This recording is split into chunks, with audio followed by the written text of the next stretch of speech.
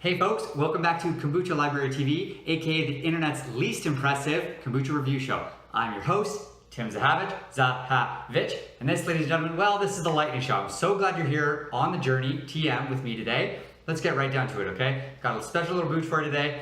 This is flavored with nectarine, blueberry, and sage. As you can see, Dan's done a fantastic job in pre-production, if it does exist, with getting the splash guard pre-applied to the bottle. We love that. So fast, so expedient. This is fantastic.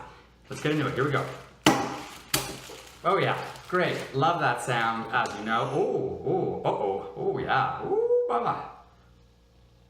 Splash guard sometimes is necessary, folks. We don't, that's a lot of effervescence, okay? We love effervescence over here. Oh, blueberry blockage. Oh, yeah, a little bit of a Niagara Falls situation here. Love the color. Love how it looks. Fantastic. Ooh, it smells like nectarines.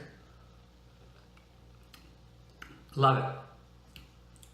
This kombucha will give you the strength of Samson. It's fantastic. I love it. Got a couple blueberries floating in there.